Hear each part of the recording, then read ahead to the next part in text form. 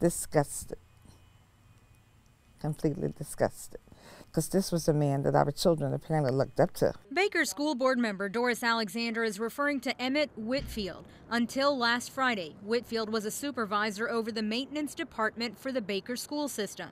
The 46-year-old was arrested earlier this month for allegedly using the school district's credit card to buy a $450 saw, which he then allegedly sold to a pawn shop.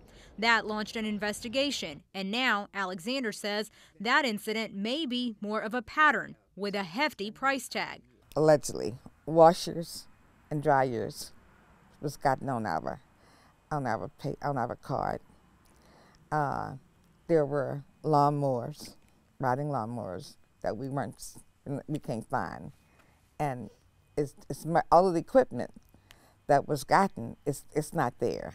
That has been either pawned or sold to persons in the community. The 9 News investigators obtained this interagency letter. It's from the Baker Superintendent Ulysses Joseph, stating that Whitfield used the district's credit card for purchases at Home Depot and then resold those items or pawned them off. He went on to say, "Please know that I secured keys, credit cards, and the district's truck from Mr. Whitfield," adding, "I have 2 staff members running an audit on the number of items bought as far back as we can go." This was larger, in fact, than they really thought it was. Board member Alexander says that audit reveals the estimated total Whitfield allegedly racked up could reach $100,000. Well, that's a lot of money. That's $100,000 could have went to a teacher's salary.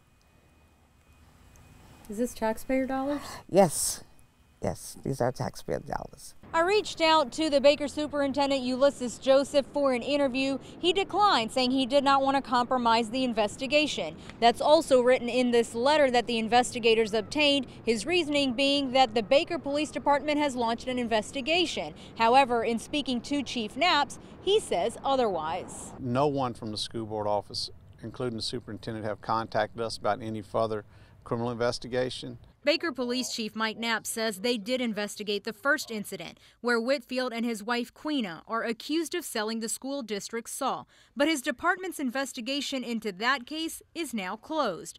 The 9 News investigators went by Whitfield's most recent known address and found a lockbox on the front door. The home was vacant. We also found out that Whitfield used to work for the city of Baker, but was then pressured into resigning in 2005. Baker Mayor Harold Rito says it was over a missing brand new chainsaw.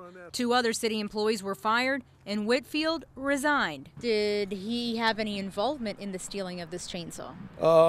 Based on the information that we have, no, he did not have any involvement in there, but what obviously was aware of what was going on. From the city of Baker, Whitfield went to work with the school district and had been promoted to maintenance supervisor a few years ago. Amid the latest allegations, Whitfield resigned from the school system last Friday.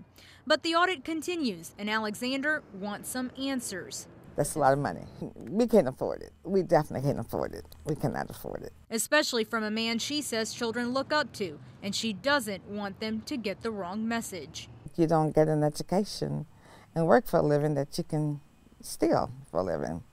That's not right. With the 9 News investigators in Baker, Kieran Chawla, WAFB 9 News.